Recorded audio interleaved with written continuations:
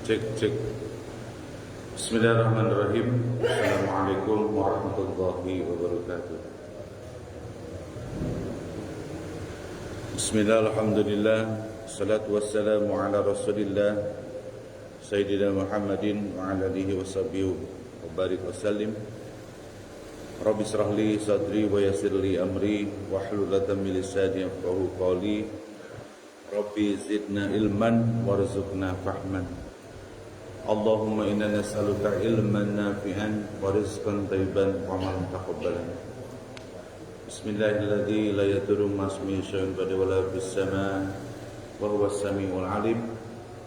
Raditu billahi rabban wa bil islami dinan wa bi Muhammadin sallallahu alaihi wasallam nabiyyan wa rasulah.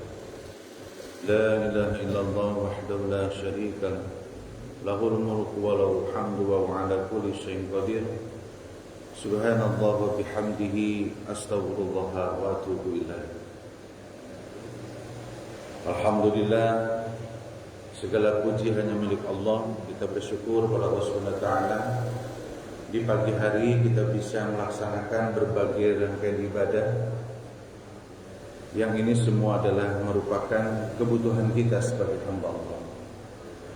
Hadirnya kita di Masjid Baitur Rahim ini melaksanakan ibadah sholat subuh berjamaah, dilanjut dengan zikir, dilanjut dengan kita mendengarkan apa yang disampaikan oleh Allah dan Rasulnya.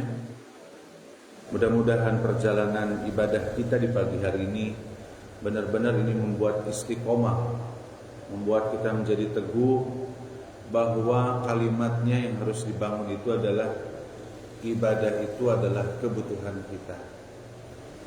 Berikutnya juga kalimat yang harus dibangun, bahagia akan hadir pada diri kita kalau kita selalu senantiasa melakukan kebaikan.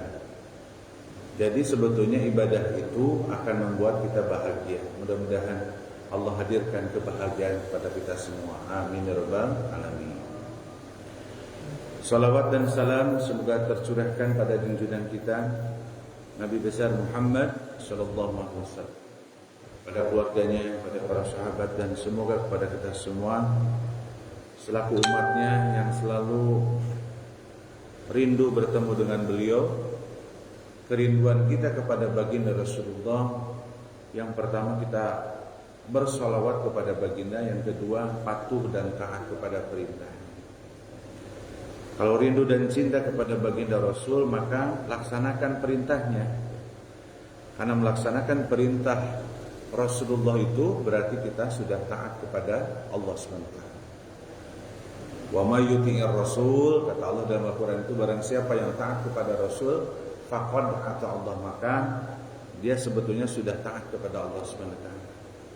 Mudah-mudahan pada kesempatan hari ini kita selalu menghadirkan baginda kita Rasulullah dalam di hati kita, senantiasa terpelihara dalam ibadah kita dan istiqomah dalam menjalankan ibadah. Amin ya rabbal alamin. Allahumma salli ala sayyidina Muhammad wa ala alihi wa sahbihi wa barik wasallam. Hadirin yang berbahagia dan dimuliakan Allah Subhanahu wa taala, pada kesempatan hari ini kita akan coba membahas beberapa sifat yang sebetulnya sifat itu dilarang hadirnya pada diri kita. Kalau sifat itu hadir pada diri kita, berarti kita sudah tidak akan pernah bahagia. Tapi sebelum itu, mari kita coba. Kemarin sebelum pembahasan tema, ada beberapa pemahaman yang perlu dibahas pada kesempatan hari ini. Hari ini kita melanjutkan pembahasan pemahaman terkait ketika imam membaca Sami Allahu liman hamidah, maka makmum itu ada dua yang dilakukan. Begini hadirin, pada saat ketika imam itu mengucapkan Allahu Akbar, maka makmum mengucapkan Allahu Akbar. Allahu Akbar, Allah. Tapi pada saat ketika imam membaca Sami Allahu liman hamidah, di sini di BKP ini salah satunya, apalagi kalau kita di Mekah ya, di Madinah, sudah jelas ya bahwa pemahamannya sudah kelihatan. Nah, ini kita coba bagaimana Rasulullah menyampaikan ini. Jadi Setiap apa yang kita lakukan harus berdasarkan ilmu. Saya hanya menyampaikan saja. Dan ini sudah dikaji oleh para ulama. Jadi kalimatnya jangan sampai, ya saya memang ilmunya tidak banyak, tapi mengetahui pemahaman itu dan dari mana mengambilnya, gitu ya. Nah, pada saat ketika kita yang sudah ke Mekah, sudah umroh ya atau sudah haji, pada saat ketika imam membaca Sami Allah liman hamidah, berarti ada yang di belakang suka dikeraskan, Rabbana walakal hamd. Ada yang begitu. Tapi ada juga dalam kesempatan ini perbedaan cuma dua seperti ini. Yang pertama, ketika imam membaca Sami Allahu liman hamidah, maka makmum itu ketika dia mengangkat tangannya dalam ruku kepada i'tidal, dia mengucapkan Rabbana walakal hamd. Jadi ada beberapa makmum yang suka kalau berdampingan suka ngomong gitu ya.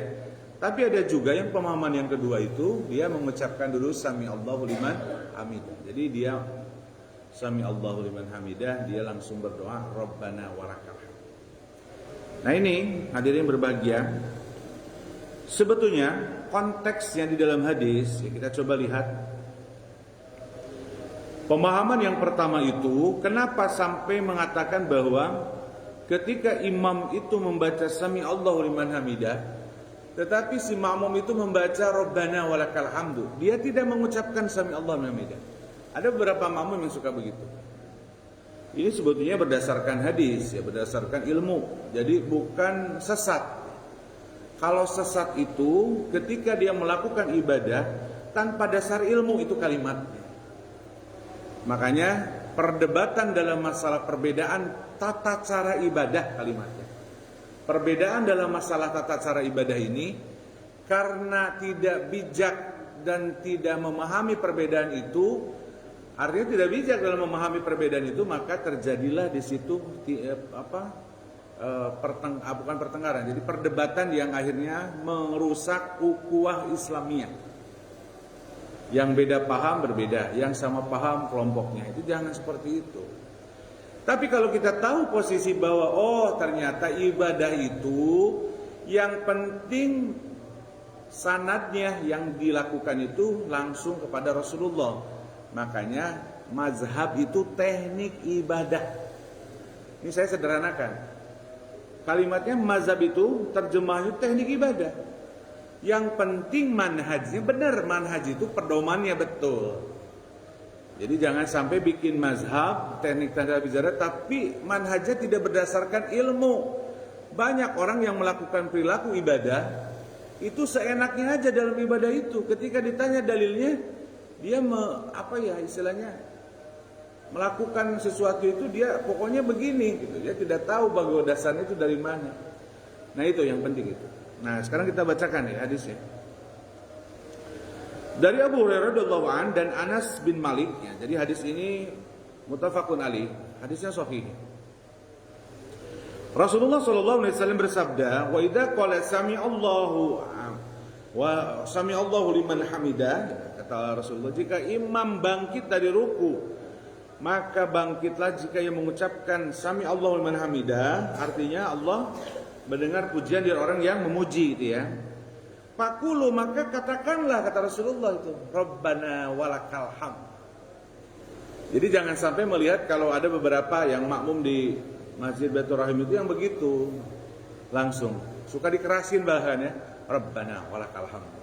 Ini dalilnya hadirin, ini hadisnya muttafaqun alaih, Bukhari dan Muslim. Ya, jadi hadisnya itu sudah sebetulnya banyak redaksional hadisnya itu begini. Sehingga para imam mujadid itu Imam Maliki, Imam Hanafi, Imam Syafi'i dan Imam Hambali itu dalam hal ini berijtihadi menafsirkan hadis itu ya, sehingga menjadi perbedaan. Tetapi semua itu hadirin itu berdasarkan ilmu. Dalam hadis yang lain sama dengan dalam Bukhari dan Muslim dan beberapa hadis disebutkan bahwa idza qala al-imam, apabila imam itu mengatakan pada saat sholat itu sami Allahu liman hamidah, faqulu Allahumma rabbana lakal hamd. Ini cuma beda kalimat, Allahumma rabbana lakal hamd. Fa innahu man raka faqulu, Di sini disebutkan bahwa Karena ketika siapa yang mengucapkan itu berbarengan dengan ucapan malaikat pada dasarnya yang telah lalu akan dihapus, dosa yang telah akan dihapus. Jadi hadirin, Rasulullah itu mengatakan kalau ada imam yang ketika berimam sami Allahu liman hamidah, lalu kita membaca Rabbana walakal hamdu, kata Rasulullah, maka dengan pada saat itu ucapan yang kita ucapkan maka akan menghapuskan dosa yang telah kita lakukan. Banyak sebetulnya hadis yang lain ya. Di sini Rasulullah mengatakan juga di dalam hadis riwayat di sini riwayatnya adalah begitu juga dalam Bukhari dan Muslim sama bahwa Rabbana walakal hamdu, ya ada yang bacaannya hamdan katsiran thayyiban mubarakan. Jadi boleh Rabbana walakal hamdu hamdan katsiran thayyiban mubarakan. Jadi berdoanya seperti itu. Jadi makanya begitu. Nah, dalam konteksnya ini pada saat ketika imam membaca sami Allah, maka makmum membacakan Rabbana walakal hamdu atau Allahumma rabbana lakal hamdu, atau bisa membaca Rabbana walakal hamdu hamdan katsiran thayyiban mubarakan. Jadi hadirin, itu diperbolehkan karena Rasulullah menyampaikan itu. Nah, adapun pemahaman yang kedua yang biasa kita lakukan itu ketika imam membaca sami Allahu liman hamidah menyamakan dengan membaca takbir. Gitu ya. Jadi ketika imam tadi kan saya imam Allahu akbar, maka imam membaca Allahu akbar, gitu ya. Tidak ada kalimat lain selain membaca Allahu akbar. Pada saat ketika sami Allahu liman hamidah, maka si makmum itu mengucapkan sami Allahu liman hamidah baru membaca Rabbana walakal hamdu. Ini pendapat ini mazhab Imam Syafi'i.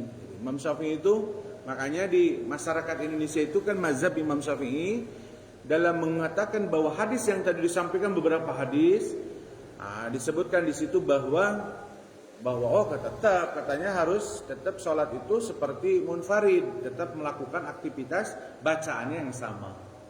Itu sehingga sami Allahu liman hamidah itu diucapkan lalu membaca doa Rabbana walakal hamdu, Allahumma rabbana walakal hamdu, atau Rabbana walakal hamdu mubarakan thayyiban katsiran, kayak tadi yang sudah disampaikan. Nah, dua hal yang berbeda ini hadirin jangan sampai kita meretakkan ukhuwah Islamiyah. Bedanya cuma dikit, yang satu tidak membaca sami Allah, yang satu membaca Rabbana walakal hamdu. Jadi diperbolehkan hadirin ya, konteksnya hadisnya itu memang kalau ngomong begini, tapi nggak usah lah diomongin begitu ya. Pada prinsipnya ada dua pemahaman. Silakan. Kayak saya ketika jadi makmum, ketika imam mengucapkan sami Allahu liman hamidah, saya langsung mengatakan Rabbana walakal hamdu. Saya mengambil pemahaman yang pertama, ya. Dan pengambilan ini tidak sesat. Pengambilan yang membaca sami Allahu liman hamidah tidak juga sesat, semua berdasarkan ilmu. Tapi hadisnya itu begitu. Ya silakanlah hadirin bisa mencoba untuk itu. Nah, ya, jadi dua hal berbeda di masyarakat. Tapi kalau kita ke Mekah, ke masjid yang mulia, di Masjidil Haram dan Masjid Nabawi, itu sudah seperti itu. Dan bahkan di BKP pun pernah ya, ketika Idul Fitri ada yang menjadi Allahu Akbar gitu ya. Terus pada saat imam sami Allah liman hamidah Rabbana walakal hamd, nah, itu ngikutin Mekah sebetulnya. Jadi itu dalilnya ada. Dan yang kedua biasanya langsung sami Allah liman hamidah Rabbana walakal hamd. Jadi dua hal yang berbeda semuanya. Cuma di dalam para imam mazhab itu yang berbeda adalah Imam Syafi'i. Silakan baca di dalam konteks perbedaan pemahaman. Tetapi ini dua hal yang berbeda. Jangan kita sampai saling menyalahkan, apalagi menjadi ukhuwah kita jadi meretak ya. Berbeda ibadah itu yaitu yang terjadi di masyarakat Indonesia, karena mental seseorangnya dalam perbedaan itu masih ego dengan dirinya. Yang penting dasar hukumnya ada ya. Terus yang kedua hadirin, setelah dari i'tidal itu ketika berdiri i'tidal, setelah membacakan doa mau panjang mau pendek silakan. kalau jadi makmum yang mengikuti imam. Jangan sombong juga ya, jangan apa? Kalau ke imam itu jangan apa? Jangan menselisih imam kata Rasul, jangan. Kalau mengikuti imam harus mengikuti sesuai dengan prosedurnya Rasulullah. Jangan suka melambat-lambat. Nah, pada saat ketika i'tidal mau sujud, di sini ada perbedaan pada saat ketika duduk mau sujud. Ada yang lutut dulu, ada yang tangan dulu. Ini yang jangan berbeda, jangan sampai ribut. Kenapa jangan sampai ribut? Karena dasar hukumnya itu sebetulnya ini di dalam hadis Rasulullah SAW, dalam riwayat Abu Dawud, An-Nasa'i ya, bahwa Rasulullah itu kalimatnya begini, idza sahada ahadukum fala yaruk kama yarukul ya. Ma'ir. Jadi janganlah salah satu dari kalian turun dari sujud untuk sujud sebagaimana bentuknya turunnya unta ketika hendak menderum. Nah, di sini. Sehingga banyak perbedaan, tapi di dalam hadis ini hadirin ada penjelasan tambahan. Ini kalimatnya begini, ini masih dasarnya hadis. Dalam hadis ini ada tambahan itu bahwa membolehkan dua hal yang berbeda. Masyarakat selalu bertentangan. Katanya udah lutut dulu, tangan dulu, lutut dulu, tangan dulu. Ternyata dua hal itu ada dasarnya dalam hadis itu hadirin. Di dalam hadis ini ada penjelasannya, wal yada' yadaihi qabla ruktai. Hendaklah dia letakkan tangannya sebelum lututnya. Jadi ada orang ketika mau sujud, kata Rasulullah, bahwa ada yang tangannya dulu lalu lutut. Boleh itu ya. Dua hal berbeda. Terus katanya dalam hadis ini sebutkan wal yada' rukbataini qabla yadai. Hendaklah dia letakkan dua lututnya sebelum dua tangannya. Coba bayangkan. Ketika ada redaksional hadis ini, dua hal yang berbeda berarti dua-duanya diperbolehkan. Tergantung kondisi kita dalam kesehatan. Saya kalau lagi oke, sehat, suka lutut dulu. Tapi pada saat ketika badan tidak agak sehat, maka suka tangan dulu. Maka dua hal yang berbeda kita lakukan pada saat ketika dari ruku kepada sujud, itu ada dua hal yang berbeda. Kita jadi tahu ya, oh dasarnya bahwa kita ketika sujud itu kita ruku dulu, ketika lutut dulu boleh, ketika tangan dulu boleh. Gitu ya. Hadirin berbahagia, itulah pembahasan pada hari ini di Ahad itu. Pertama apa tadi? Ketika imam membaca Sami Allahu liman hamidah, pemahaman pertama langsung mengatakan Rabbana walakal hamdu pada saat mengangkat. Ya. Jadi kalau teman-teman ke Mekah Madinah begitu ya pemahamannya. Karena di sana itu, di Mekah dan Madinah itu tidak sama banyaknya dengan di Indonesia. Yang kedua, mengucapkan Sami Allahu liman hamidah, kita ucapkan ulang Sami Allahu liman hamidah makmum, lalu Rabbana walakal hamd. Tapi kalau sedang munfarid, maka tidak ada perbedaan. Munfarid itu harus mengatakan Sami Allahu liman hamidah, tidak bisa pada saat sudah ruku Rabbana walakal hamd. Ya. Terus yang kedua, hadirin, yang saya sampaikan pemahaman sini, ketika dari i'tidal berdiri kepada sujud, ternyata Rasulullah menyampaikan dalam hadis Abu Daud An-Nasai dan ada asarnya tambahannya, itu adalah boleh lutut dulu, boleh tangan dulu. Yang penting kalimat yang di atas itu dua-duanya dijelaskan dalam hadis itu ada tambahannya. Itu ya hadirin ya, mudah-mudahan bermanfaat. Insya Allah setiap kajian pagi Ahad akan disampaikan dalil terkait perbedaan pemahaman. Jadi kemarin ngurut ya, bagaimana cara takbir, ternyata Rasulullah begini. Bagaimana cara mengucapkan bismillah ketika pada saat jadi imam, ada yang tidak dizaharkan, ada yang disirkan dan seterusnya itu ya. Baik. Hari ini kita akan coba mendengarkan kalimatnya. Saya kan cuma hanya membacakan hadirin, bahwa kita akan mendengarkan bahwa sifat-sifat tercela yang kemarin itu sudah maraton. Beberapa yang tidak harus, yang tidak boleh ada pada diri kita. Yang pertama kemarin itu hasad ya, dengki nggak boleh ya Bu Haji ya. Nah, ini bahaya hasad dan seterusnya. Sekarang terus apalagi yang disampaikan kemarin itu ya, apa namanya? Setelah kemarin itu ghibah ya, yang nggak boleh gitu ya pada saat itu. Nah sekarang kita coba sifat-sifat tercela yang dilarang dalam Islam, yang dilarang oleh agama, oleh Allah dan Rasulnya kepada kita. Yaitu yang pertama, yang berikutnya adalah benci. Benci itu sangat tidak boleh. Ada sebuah hadis Rasulullah SAW mengatakan bahwa itu menjadi kesempurnaan seseorang. Kalimatnya begini. Dalam Sahih Hakim, Rasulullah mengatakan man ahabba lillah, barang siapa mencintai karena Allah, wa abghadalillah, dan membenci pun karena Allah, ya. Bahkan di situ wa man alillah fankih lillah faqad istakmalal iman, kata Rasulullah. Menikah pun tujuannya karena Allah untuk ibadah, maka kata Rasulullah sungguh orang tersebut sudah memiliki iman sempurna.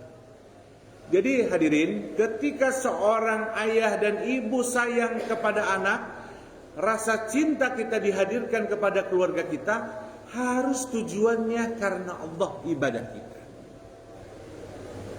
Ketika kita membenci sesuatu, itu juga harus karena Allah benci. Jangan sampai kita kebencian kita kepada seseorang karena bukan urusan Allah. Ketika lihat kemaksiatan, nah itu nggak boleh kita dayus. Ya dayus itu nggak boleh membiarkan orang dalam keadaan maksiat, bahkan hatinya pun dia tidak pernah ngomong terkait kemaksiatan itu. Harus benci lihatnya, tapi bencinya kepada kemaksiatannya, jangan ke orangnya. Ya, jadi kita mah kadang suka begitu ya pergaulan teh. Ketika lihat orang nggak pernah berjamaah, kita jauh. Ketika ini nggak usah begitu. Karena Islam itu rahmatan lil alamin. Apalagi kalau lihat figurnya baginda Rasulullah, bagaimana sikapnya ketika bermasyarakat, bersosial dengan para sahabat dan umat-umat yang lainnya. Itu luar biasa Rasulullah ya. Bahkan Rasulullah itu apa? Ketika bertemu dengan orang yang jahil pun, yang selalu membenci dia, selalu menghina dia, selalu menghina Rasulullah, dia mah tetap berbuat baik. Coba bayangin Rasulullah mah ya.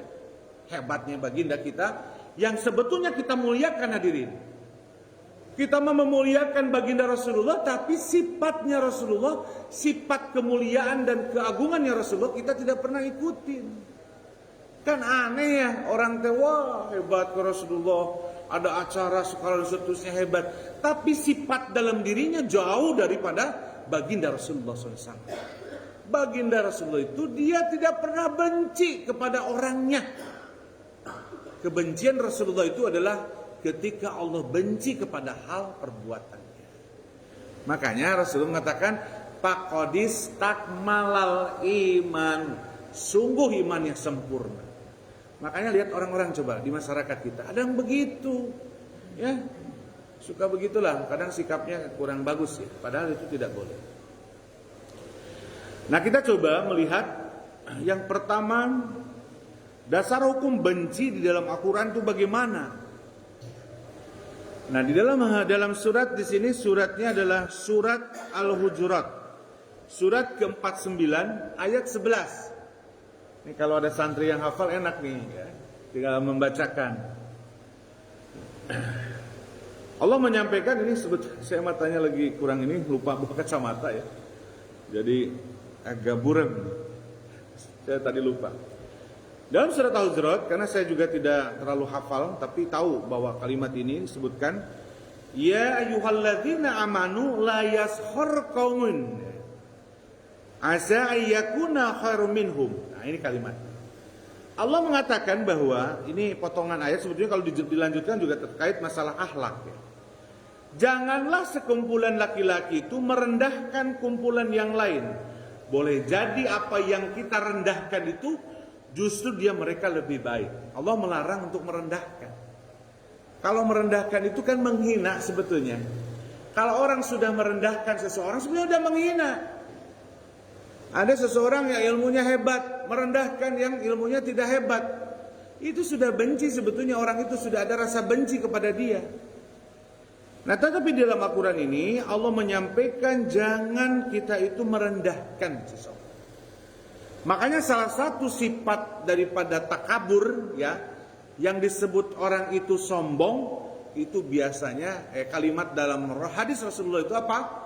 Bahwa sombong itu kan dua. Pertama menolak kebenaran, al-kibru batarul haq, kata Rasul dalam hadis Bukhari Muslim dari kitabnya Arba'in Imam Nawawi disebutkan itu. Yang pertama menolak kebenaran, yang kedua apa? Waghadun nas. Dia merendahkan, meremehkan orang. Kalau orang sudah meremehkan itu ya begitu gayanya. Kelihatan orang-orang yang begitu ya. Saya mah kadang ini ya Allah mungkin belum tahu ya bahwa kita itu manusia yang perlu kita khidmat, saling menghormati, saling menghargai. Tutur kata, tulisan WA, merespon dengan cepat, itu sebetulnya pelayanan yang terbaik Islam itu. Kadang kita mah melihat si anu santai aja. Padahal siapapun yang berkomunikasi dengan kita, berikan yang terbaik semuanya. Itu adalah Islam cirinya. Saya kalau lihat ada orang memang Islamnya begitu. Dia nggak tahu akhlak Islam, bahwa Islam itu jangan pernah meremehkan ataupun bahkan membenci seseorang. Karena kalau sudah meremehkan dan membenci seseorang, maka tindakannya akan merendahkan, itu cuek-cuek saja, bahkan bisa tidak mau berkomunikasi. Ya, hadirin. Di sini kalimatnya sampai Allah menyampaikan spesial di sini. Orang-orang yang beriman baik itu laki-laki, di sini sebutkan wala nisa'um min nisa'in asa ayyakuna khairum minhu. Jangan perempuan pun sama. Nah, itu ya. Wala talmizu anfusahum, kata Allah itu dalam surat Al-Hujurat ini. Janganlah kamu itu mencela diri sendiri, dan janganlah wala tanayazul bil alqab. Jangan memanggil panggilan-panggilan yang enggak benar, kata Allah itu. Ada orang pendek, nu letik teh acil. Ada orangnya hitam, black. Hidung ke dia, anu gendut dut ke dia. Enggak boleh itu dalam Islam itu. Memanggil panggilan yang tidak baik itu sudah menghina ciptaan Allah. Naudzubillah min dzalik. Ada orang tuh yang gitu ya. Ada yang banyak ngomong gitu. Sebetulnya orang yang dipanggil walaupun dia benar gendut, dipanggil dut, gembrot, sebetulnya hatinya sakit itu. Pasti hatinya sakit, cuma kan karena malu ya untuk ngapain harus. Akhirnya ya gitu. Kadang ada landian-landian yang kurang bagus. Yang landian itu harus yang bagus. Seperti Abu Bakar dilandi dikasih tambahan nama As-Siddiq. Abu Bakar As-Siddiq karena orangnya selalu membenarkan apa yang disampaikan oleh baginda Rasulullah SAW. Malu sebetulnya kalau lihat Al-Hujurat ini ya. Janganlah memanggil panggilan yang sangat buruk. Nah, di sini. Apalagi kalau sudah buruknya itu kasar ya. Orang Sunda itu memang jadi biasa yang ngomong anjing itu, anjing, gitu ya, babi gitu ya. Nah, boleh kayak gitu. Baik hadirin, berikutnya kita hanya menyampaikan saja ya. Yang kedua adalah dalam surat An-Nur. Surat ke-24 ayat 19. Allah menyampaikan begini kalimatnya. Bahwa innal ladzina yuhibbuna an tas'al fahishatu fil ladzina amanu lahum adzabun alim fid dunya wal akhirah wallahu ya'lamu wa antum la ta'lamun. Maaf ya. Ini matanya Allah, ini sudah dikurangi nikmat, tapi masih banyak nikmat yang Allah berikan. Mata saya harus pakai kacamata. Tadi saya lupa bawa kacamata. Sesungguhnya orang-orang yang ingin agar berita perbuatan yang amat keji itu tersebar di kalangan orang-orang yang beriman. Jadi ada orang tuh yang senang kalau ngomong berita-berita, ngomong tuh pingin diketahui orang lain. Ini sifat orang yang begitu ya. Makanya kata Allah, maka akan pedih azabnya di dunia dan di akhirat. Ada orang tuh karakternya begitu. Kalau pingin ngomong kejelekan ya, ataupun membuat orang lain supaya jadi terpojok, pingin diketahui orang, kan begitu. So ada orang gitu ya. Pak Ujang punya kabar yang nggak baik tentang si B. Nah, Pak Ujang pingin ngomong ke orangnya, karena benci ke si B itu, ngomong ke Pak Yusuf, si B itu gitu ya. Gitu kan kata Allah tuh. Ada orang tuh begitu. Azabnya dunia akhirat. Kalimatnya begini. Kalimatnya. Lahum adzabun alimun fid dunya wal akhirah. Ini bahaya nih. Orang-orang yang suka begitu tuh azabnya itu di dunia dan di akhirat. Makanya ada orang yang suka begitu itu hadirin, maka azabnya itu di dunia dan di akhirat. Nah, kalau pintu berkah itu harusnya menjadi pelajaran. Pintu berkah kan gitu ya, Allah azab kelihatan di situ. Ya. Kalau orang yang suka begitu, yang suka mencari kesalahan orang lalu disebarkan ke orang lain, akhirnya bisnisnya bangkrut kan gitu ya. Akhirnya begini dan seterusnya, nanti sadar. Sebetulnya itu Al-Quran hadirin. Balasannya itu kata Allah, azabnya itu dunia akhirat ini, kalimat ini maaf ya, ini gak pernah terdengar oleh kita. Sok aja coba lihat, kalau orang yang suka begitu, dia selalu memberikan, ingin agar berita itu disebar, disebut fitnah itu nantinya. Perbuatan keji itu tersiar di kalangan orang-orang yang lain, maka kata Allah azabnya dunia akhir. Makanya orang itu di dunia pasti diazab, coba lihat aja. Cuma kita nggak tahu azabnya bagaimana. Jangan sampai kita masuk terhadap perbuatan itu karena alasan benci hadirin. Ini naudzubillah min dzalik, semoga Allah jauhkan ya hadirin. Berikutnya kita mendengarkan saja, sebetulnya saya membaca Pak Haji ya. Jadi kalau saya itu menyusun sistematika dakwah itu setiap hari, makanya saya setiap hari suka malam di sekolah itu menyusun itu. Dalam surat Al-Maidah, surat kelima ayat 8 itu, Allah mengatakan di sini, ketika Allah memerintahkan supaya berbuat adil kepada manusia, di sini kalimatnya adalah wala yajrimannakum sana'anu qaumin ala alla ta'dilu. Kata Allah itu, janganlah sekali-kali kebencianmu itu kepada seseorang mendorong kamu tidak berbuat adil. Ini hadirin nih. Kalau belum kelompoknya, ketika dia bukan kelompoknya, dia akan karena benci maka diperlakukan tidak adil. Ada orang kalau sudah berkelompok, nah makanya kemarin itu pada saat hasad berkelompok itu dosanya luar biasa. Jadi benci kepada seseorang berkelompok ini yang bahaya. Makanya Allah menyatakan janganlah kamu sampai kebencianmu itu sampai tidak berlaku adil. Kan kadang kita itu suka-suka ke dia, manusia ya, manusiawi ini, bukan seorang mukmin. Suka ke dia karena satu visi, cara berpikirnya, oh ini mah satu paham yang saya. Ada yang tidak membeda-beda paham, jadi kita berbeda. Jangan sampai kita karena beda itu tidak berbuat adil. Karena rasa yang berbeda itu, makanya hadirin yang berbahagia, Islam itu mengajarkan bahwa kepada manusia itu berikan pelayanan yang terbaik kepada siapapun. Ini kalimat ini Allahu Akbar, kita itu masih umat Islam itu banyak akhlaknya begitu, membeda-bedakan cara komunikasi. Oh ini belum kelompoknya, ini bukan kelompoknya. Oh ini mah tidak sepaham, ini mah karena bukan ini, karena nggak ikut ngaji, karena ikut Allahu Akbar. Berbeda cara memberikan pelayanan, nggak bagus itu. Itu bukan contoh ataupun perintah dari Allah dan Rasul. Makanya di dalam Al-Quran surat Al-Maidah, Allah menyampaikan jangan karena kita benci sehingga mempengaruhi kita dalam berbuat adil. Apalagi seorang pemimpin ya, dia seorang gubernur didukung oleh A, B, C. Terus ada komunitas yang ngundang, karena komunitas itu tidak memilih dia, jadi nggak mau datang. Ada yang suka gitu? Ada pemimpin itu. Karena kemarin tidak dukung saya, ketika diundang setelah dia menjadi bupati atau gubernur, dia nggak datang. Kan gitu. Padahal nggak bagus itu. Ketika sudah terpilih siapapun bupati, wali kota dan gubernur, ya sekarang Pak Prabowo sudah menjadi presiden, maka dia menjadi seorang pemimpin di rakyatnya di lokasi itu.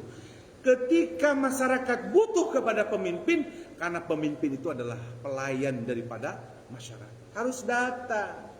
Jangan ini mau kamari yo aliansi ini terdukung saya, sekarang ngundang nggak mau datang, diwakili nggak boleh kayak gitu pemimpin. Kan suka gitu ngomongnya ya, dia udah nggak datang karena kemarin nggak kita dukung, cina gitu ya.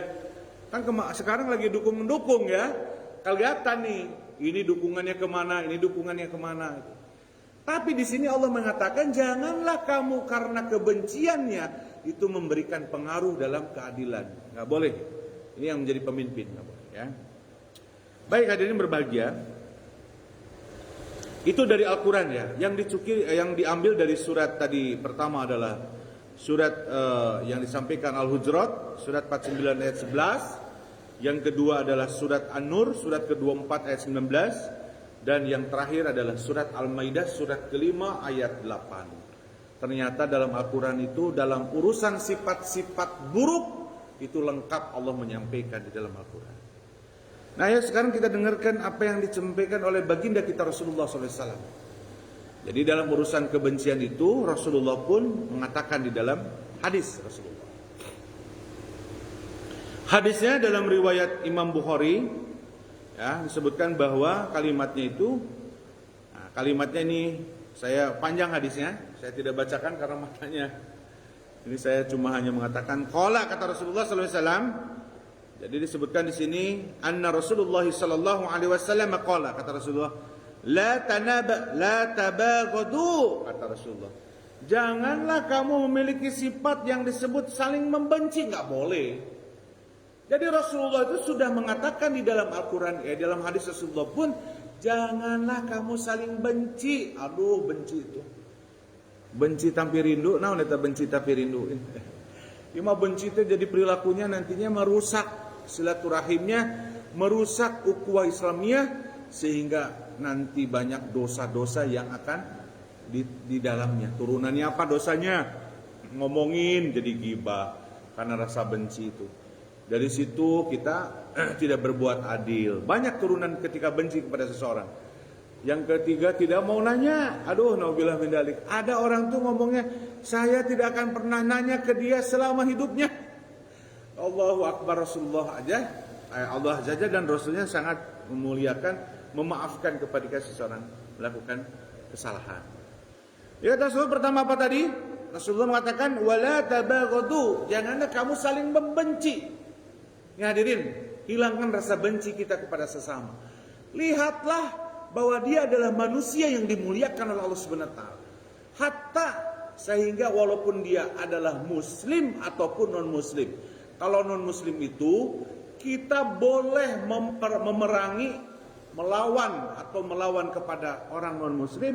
Kalau non muslimnya itu kafir harbi yang dia benci kepada kita, perang, maka kita juga harus melawannya. Tapi kalau di NKRI kan muslim ini adalah, kemarin saya pernah sampaikan di dalam ceramah ini, ada non-muslim itu yang memang bergabung dalam satu naungan negara. Itu kepada kesepakatan NKRI, negara Republik Indonesia, harus saling menghormati, toleransi. Tapi kalau non-muslimnya kepada kita melecehkan kepada agama, itu harus dilawan, ya. Nah, bukan membenci, bukan, karena dia juga sudah menghina daripada agama kita. Itu apa yang disampaikan oleh Allah dan Rasulnya. Nah, berikutnya Rasul mengatakan wala tahasadu. Ini sudah jelas, kemarin sudah dibahas. Janganlah kamu saling mendengki. Kalau dengki kemarin sudah dibahas. Di sini disebutkan yang berikutnya. Nah, ini kalimatnya adalah janganlah kamu saling mendengki dan janganlah kalian saling membelakangi. La tadabaru. Saling membelakangi itu baud-baudan berenya ulah. Ayat cara begitu ya di masyarakat ya. Karena rasa clash sampai enggak mau bertanya, naudzubillah min dzalik. Ya Allah, hati-hati hadirin. Bermasyarakat kita sesama muslim, sesama manusia itu harus saling menghargai, silih asih, silih asuh dan seterusnya. Ini kadang di WA saja itu Pak Yusuf ya, kadang suka seenaknya aja ngomongnya. Padahal dari WA tersebut bisa ada orang yang sakit, ada yang tersinggung ya. Makanya perlu mengolah daripada mengendalikan diri. Kalau mengendalikan diri seseorang itu berarti dia bisa mengelola itu, ya. Nah, jadi benci itu adalah kalimatnya seperti itu. Yang berikutnya ada satu kalimat dulu nih, kalimat yang indah, kalimat mutiara terkait masalah benci. Nah, saya sampaikan ya, hadirin, kalimatnya bagus. Benci itu adalah membumi hanguskan pikiran yang sehat. Ini kata-kata mutiara ya. Jadi kalau ada rasa benci di kita, membumi hanguskan pikiran yang sehat. Jadi kalau ada orang yang sudah benci, itu pikiran sehatnya sudah hilang itu. Waduh, kalau lamun bencinya itu sakit hati ya. Sudah sakit hati lalu bencinya, jangan sampai lihat orangnya kalau mau bertemu aja di gang itu bisa jalannya kemana aja Pak Ujang ya gitu ya. Ada orang tuh begitu ya di masyarakat kita, karena nggak mau ketemu dia, lewat kemana jalan. Naudzubillah min dzalik. Astagfirullah wa atubu ilaih. Semoga Allah jauhkan daripada sifat itu ya, hadirin kalimatnya. Nah, kalimatnya dalam Karya Mutiara itu jadi disebutkan bahwa kalimatnya ketika benci ada pada diri kita, membumi hanguskan pikiran sehat. Betul ya Baji? Sok orang yang benci pasti pikirannya udah si eta gitu ya. Pokoknya mah kalau sudah terpojok jejak, udah jejak tinggang gitu ya. Jadi sudah jatuh kena tangga lagi dan seterusnya. Pinginnya begitu. Bahkan senang ketika orang yang dibenci itu tidak sukses. Ya Allah ya Rabbi, naudzubillah min dzalik, semoga Allah jauhkan dari sifat benci itu. Ternyata Rasulullah dan Allahnya melarang kita ada sifat benci. Caranya gimana hadirin supaya benci nggak ada? Sayangilah setiap apa yang kita makhluk Allah. Jadi ketumbuhan sayang, hewan yang memang diperbolehkan juga harus sayang.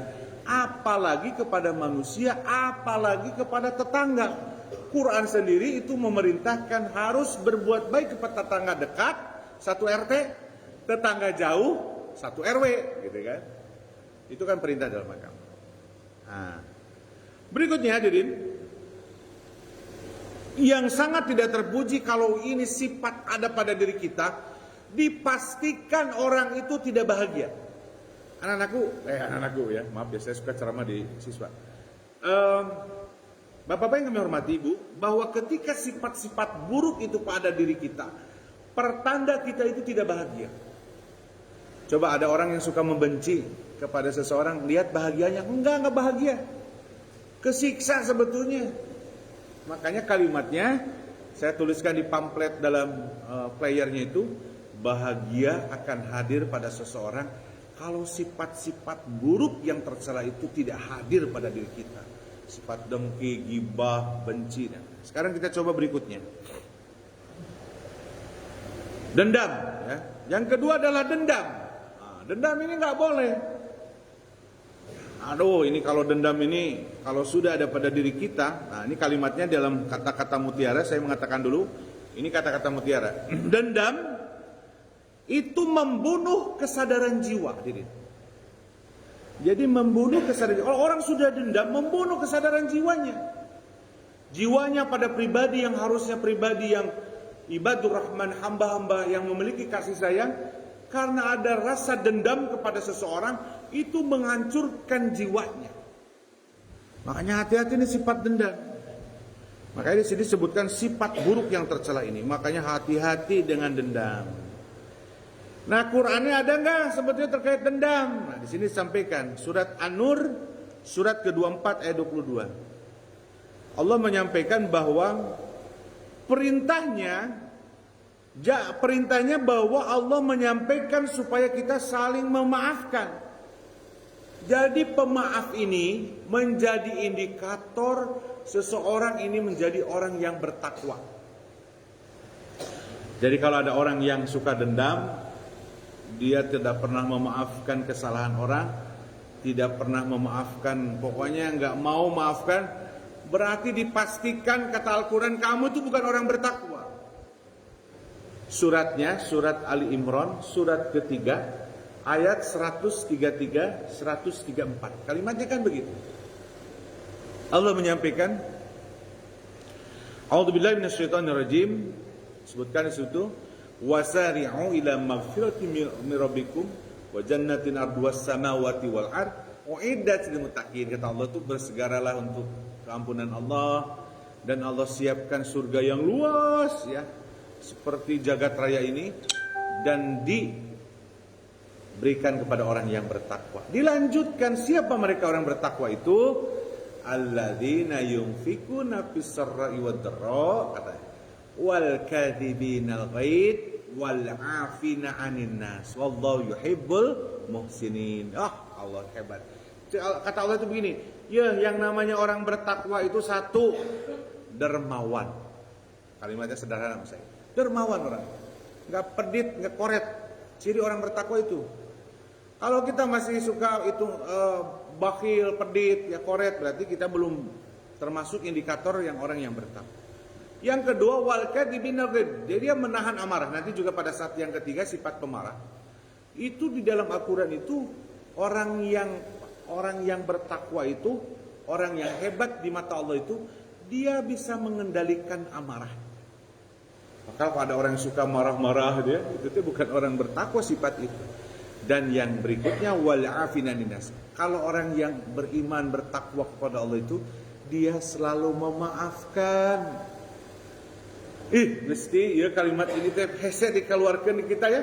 Apalagi kalau orang itu sudah kita benci, susah kita memaafkan. Dendam apalagi, sudah benci dendam. Wah, kalau sudah itu gabung sifat itu, semua aktivitas kita bagaimana memojokkan orang tersebut yang kita benci dan kita akhirnya dendam.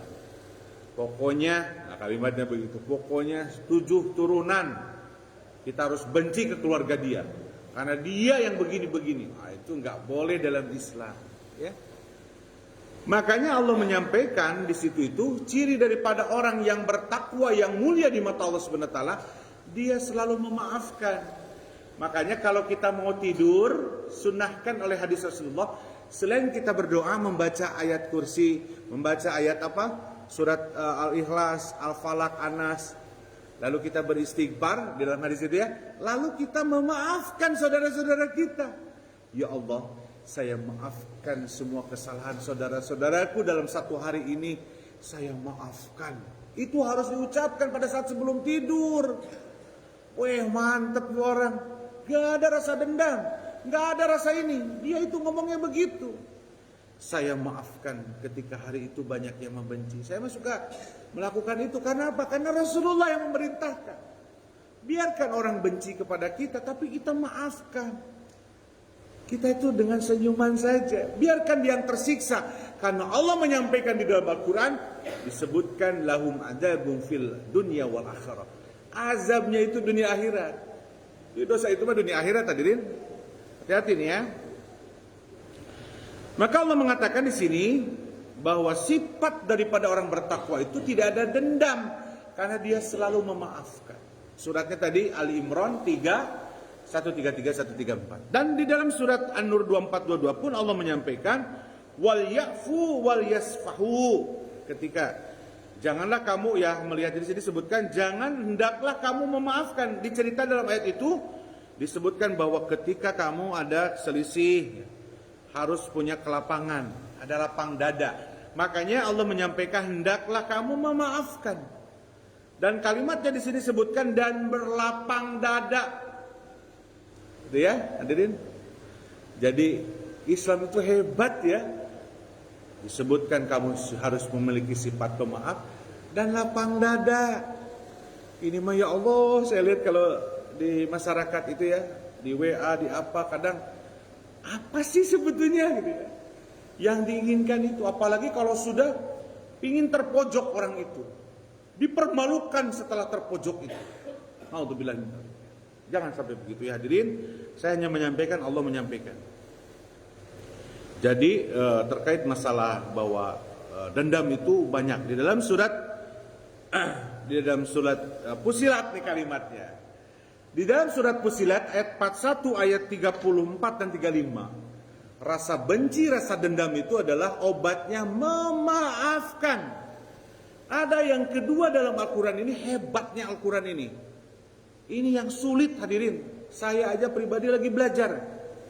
Bagaimana Al-Quran ini memerintahkan kepada kita, kalimatnya begini kata Allah tuh. Wala tastawil hasanatu walas sayyi'ah. Kata Allah tuh berbeda antara kebaikan dan keburukan. Betul ya, berbeda? Ya iyalah, ini buruk, ini maksiat, ini dosa, ini kebaikan, ini pahala. Beda kata Allah. Tapi apa yang disampaikan oleh Allah di dalam Al-Quran ini kalimatnya, idfa' billati hiya ahsan, kalimatnya. Ini yang saya harus belajar. Balaslah orang itu ketika jelek kepada kita, balaslah dengan kebaikan. Ini yang sulit. Tara senyum ke kita, kitanya harus senyum. Tara nanya ke kita, kitanya harus nanya. Tara mengucapkan salam ke kita, tapi kita harus mengucapkan salam. Tara berbagi ke kita, tapi kita berbagi kepada dia. Ini kan luar biasa. sebuah amal yang luar biasa hadirin. Ketika kita ngasih kepada besti, wajar tuh Pak Ujang, santai-santai ya, besti teman. Kadang kita mah suka pingin balas budi, kan kemarin saya traktir kamu dong sekarang gitu ya bahasanya.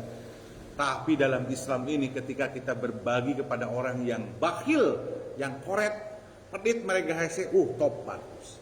Karena idfa billati ahsan, ketika orang menghina, kita tidak menghina melawan hinaan, tapi kebaikan harus. Qurannya kan sudah jelas, saya pernah sampaikan. Al-Furqan surat ke-25 ayat 63. Wa idza khatabahumul jahiluna qalu salama. Ini Islam nih. Kalau bertemu dengan seseorang yang suka menghina, merendahkan kita, bahkan membenci kita, qalu, kata Allah itu, sampaikanlah salama, tetap kita melayani yang terbaik. Jadi ulah sarwana bahasa orang manehna kitu, orang sarwana kitu, nggak boleh kayak gitu. Makanya hadirin, kalimat Fusilat ini, surat Fusilat ini yang terberat dalam hidup ini. Kalau ini sudah bisa dilakukan dalam hidup kita, mantap, persis baginda Rasulullah. Sifatnya Rasulullah itu akhlakul adim, akhlak yang agung. Salah satunya Rasulullah itu ketika dihina dia tetap tidak benci, tidak dendam, bahkan berbuat baik. Ketika seorang pengemis Yahudi menghina Rasulullah, tetap Rasulullah menyuapin dengan baik, memberikan makanan roti setiap paginya. Ketika ada orang yang meludahi, tetap Rasulullah yang pertama yang ngejenguk ketika dia sakit. Wah, hebatnya Rasulullah dalam yang harus kita contoh. Karena Al-Quran ini mengatakan begitu hadirin. Idfa' billati hiya ahsan. Lakukanlah kalau ada orang berbuat jahat, berikan balas dengan kebaikan. Islam itu dan kehebatan dalam Islam hadirin yang berbahagia. Begitu dalam, sekarang kita dengar dulu hadis. Sebetulnya masih banyak sifat karena sudah siang ya. Sifat-sifat yang dalam hadis Rasulullah SAW. Nah ini ceritanya. Ini satu terakhir hadirin. Rasulullah kan lagi ngumpul nih. Ini hadisnya panjang. Kata Rasulullah kepada para sahabat, kita tunggu nih. Ada ahli surga yang akan masuk di pintu itu. Ada hadis itu begitu. Hadisnya riwayat, di sini sebutkan hadis riwayat Bukhari Muslim. Panjang hadis ya. Dalam hadis riwayat Ahmad juga ada. Ceritanya lagi kumpul nih. Saya ngomong, Rasulullah ngomong, "Hei para sahabat, tunggu tuh. Di pintu itu akan datang seorang ahli surga. Masuk tuh orang itu." Sahabat kan kaget. Itu bukan sahabat yang terbaik. Bukan para sahabat Umar bin Khattab, Abu Bakar yang walaupun sudah dijamin masuk surga. Ada seseorang yang masuk, tapi Rasul mengatakan ahli surga. Sudah. Besoknya sama juga Rasul ngomong gitu. Akan datang seseorang yang masuk di pintu itu, dia ahli surga. Kata Rasulullah, kan Rasulullah mah, wa may yantiqu anil hawain huwa ila wahyuya ya. Kalau Rasul itu ada stafnya, Jibril alaihissalam, malaikat Jibril dikasih tahu. Karena apa yang disampaikan Rasul itu wahyu. Sampai 3 hari itu dalam hadis itu. Makanya sahabat Rasul yang disebut Abdullah penasaran. Ini orang kok disebut sampai 3 kali ahli surga. Apa keistimewaan dia menjadi hebatnya kata Rasulullah. Maka dia ngikutin pulang dan dia berizin. Maaf ya fulan, karena disebut hadisnya itu tidak disebutkan namanya. Saya ingin menginap. Menginaplah Abdullah di situ. Ini riwayatnya Abdullah ya dalam hadis itu, sahabat Rasulullah. Sampai 3 hari itu kata Abdullah, saya tuh dia ngomong kepada orang itu, saya menginap di sini tuh karena Rasulullah mengatakan kamu ahli surga.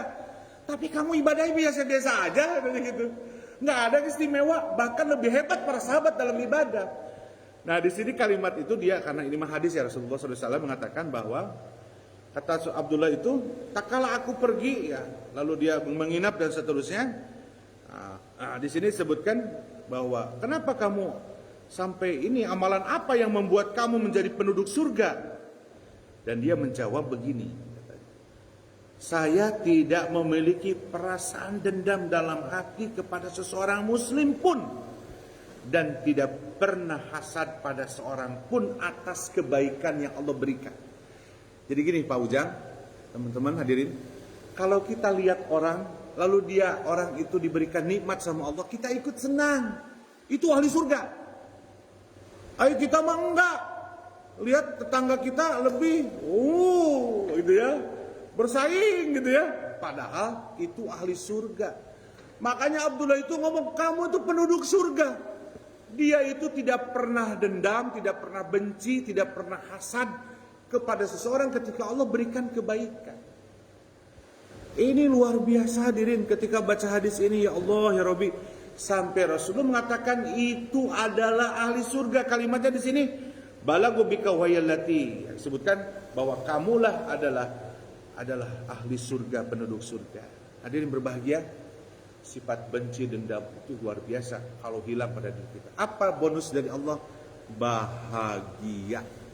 Kalau orang sudah benci dan dendam pada seseorang, dia tersiksa hidup, tidak akan pernah bahagia. Tapi dia akan bahagianya semu. Dan azabnya di dalam Al-Quran ya, azabnya itu balasannya itu dunia dan akhirat. Jadi jangan kalimat mungkin di akhirat, enggak, ini mah di dunia dan apa? Al-Quran yang menyampaikan. Disebutkan di dalam surat tadi, sebutkan lahum adamu fid dunya wal akhirat. Orang-orang yang memiliki sifat itu Allah akan siksa, Allah akan balas, itu adalah di dunia dan di akhirat. Berarti hadirin yang berbahagia, masih banyak sifat-sifat yang harus wah ini banyak sekali ya.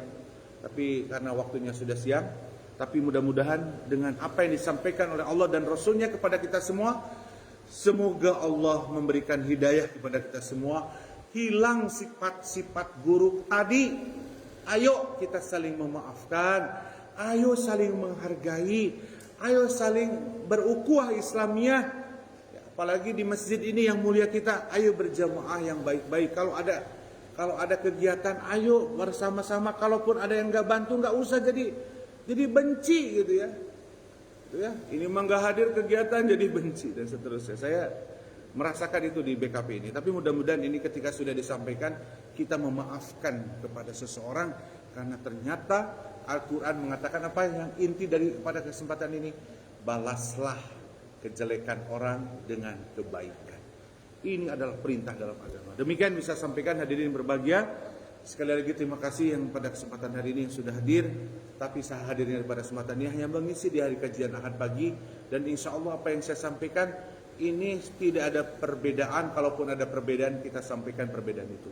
Insya Allah setiap pertemuan ada pembahasan pemahaman ya. Ini menandakan supaya kita lebih dewasa. Oh iya tawil, oh Rasulullah ternyata menyampaikan. Oh ternyata itu Rasulullah. Ketika suka jadi imam suka ada gitu ya. Rabbana ditarikan. Oh karena Rasulullahnya menyampaikan. Gak usah usil.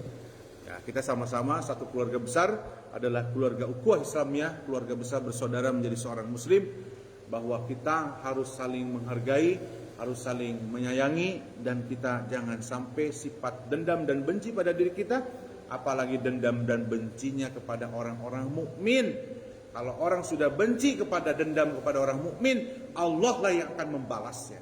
Makanya kata Ustaz Hidayat itu ucapannya para ulama itu seperti bisa. Hati-hati tuh kalau menghina ke ulama itu. Ulama cucurkan air mata, ngomong sama Allah, balas itu di dunia nanti ya. Karena memang itu kata Allah, dan ketika sifat dendam dan benci ini akan diazab di dunia dan di akhirat. Demikian yang bisa disampaikan, mudah-mudahan bermanfaat bagi kita semua. Terima kasih atas kehadirannya. Mudah-mudahan hadirnya kita pada kesempatan hari ini Allah berikan hidayah kepada kita semua. Amin ya rabbal alamin. Mari kita akhiri dengan doa kafaratul majlis. Bismillahirrahmanirrahim. Subhanakallahumma wa bihamdika asyhadu an la ilaha illa anta astaghfiruka wa atubu ilaik. Demikian hadirin, hari ini tidak sarapan, masih gorengan.